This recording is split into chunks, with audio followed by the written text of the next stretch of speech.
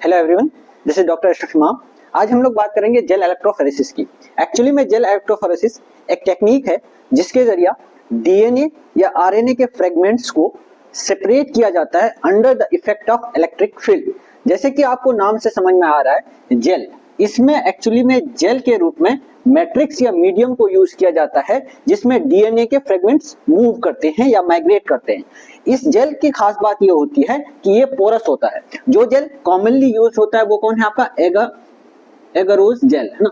ये जेल को सीवीड से हासिल किया जाता है, ठीक है।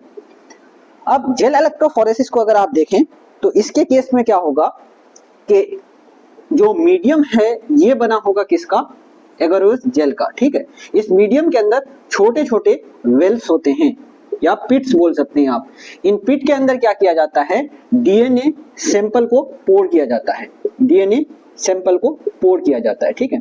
अब ये चूंकि डीएनए क्या है, नेगेटिव मॉलिक्यूल है, नेगेटिवली चार्ज मॉलिक्यूल है या पार्टिकल्स है।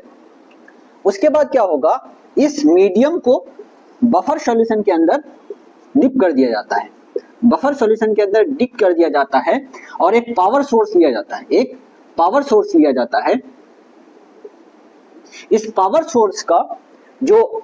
सोर्स के अंदर दो इलेक्ट्रोड होगा, एक कैथोड और दूसरा एनोड। कैथोड जो होता है वो नेगेटिवली चार्ज होता है, तो कैथोड वाला जो एंड होगा उसको जिधर वेल होगा उधर अटैच कर देंगे, है ना। कैथोड को नेगेटिव साइड में, कैथोड या नेगेटिव इलेक्ट्रोड को जिधर वेल होगा उसको वहां पे अटैच कर देंगे।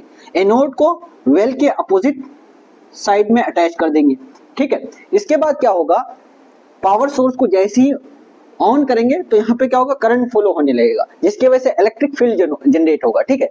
तो डीएनए जो होगा वो भी क्या है, नेगेटिवली चार्ज मॉलिक्यूल है, ठीक है। तो ये जो नेगेटिव पोलैरिटी है इसके वजह से डीएनए क्या करेगा, रिपेल करेगा और एनोड या पॉजिटिव पोल की तरफ मूव करेगा। और जो जेल है, इस जेल की खास बात क्या है, ये पोरस टाइप का है, पोरस टाइप का है। तो इसके अंदर क्या होगा, ये डीएनए फ्रेगमेंट्स मूव करेंगे by sieving effect, by sieving effect. और जिसका वेट ज्यादा होगा वो स्लो मूव करेगा, जो सबसे हल्का होगा वो तेजी से मूव करता हुआ आगे चला जाएगा, ठीक है। जब ये मूवमेंट बिल्कुल रुक जाएगा तो हम लोग क्या करेंगे, पावर सोर्स को ऑफ कर लेंगे, पावर सोर्स को ऑफ कर लेंगे। पावर सोर्स को ऑफ करने के बाद जो आपका जेल बचा है इसको बाहर ले आएंगे, है ना। इसके अंदर अलग अलग डीएनए फ्रेगमेंट्स हैं, डीएनए फ्रेगमेंट्स हैं। हम लोग क्या करते हैं, इसके बाद इन डीएनए फ्रेगमेंट्स को जो इसके अंदर है विजुअलाइज करने के लिए डाई से कलर कर देते हैं। जो डाई यहाँ पे यूज होता है वो क्या है, इथिडियम ब्रोमाइड, ठीक है। तो नॉर्मल कंडीशन में डीएनए फ्रेगमेंट्स विजिबल नहीं होगा, ठीक है।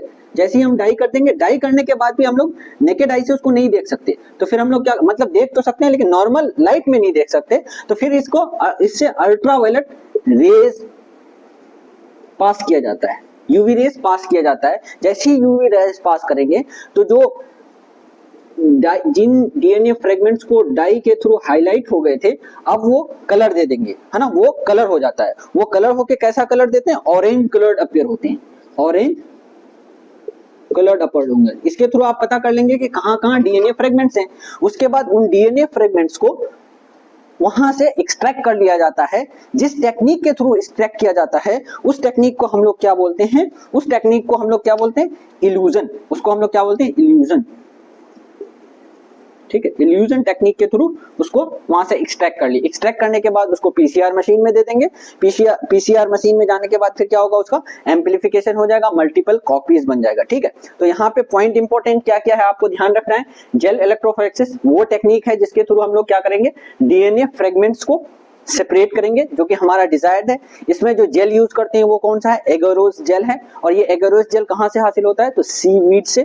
दूसरी बात यहाँ पे दूसरा पॉइंट ये याद रखना है कि ये जो डीएनए के फ्रेगमेंट्स मूव कर रहे होते हैं तो वो किस तरह से मूव करते हैं, जो सबसे हल्का होगा वो तेजी से एनोड की तरफ मूव करेगा, ठीक है, और जो भारी रहेगा वो धीरे धीरे से मूव करेगा, ठीक है। तो यहाँ से इधर जाएंगे तो तो क्या होगा, सबसे लाइटेस्ट जो होगा वो एनोड के सबसे पास होगा और जो सबसे हैवीएस्ट होगा वो कैथोड के पास होगा। इसका मतलब हम इससे एक रिजल्ट निकाल सकते हैं कि जो मूवमेंट है डीएनए का, यानी हम कह सकते हैं जो डिस्टेंस माइग्रेट कर रहा है डीएनए के पार्टिकल्स इस एग्रोस जेल में, वो उसके मॉलिक्यूलर वेट के जस्ट इनवर्स है। ठीक है, मतलब जितना ज्यादा इसका वेट है उतना कम माइग्रेट कर रहा है। ठीक है, तो अगर हम बात करें तो molecular weight of DNA particle जो होगा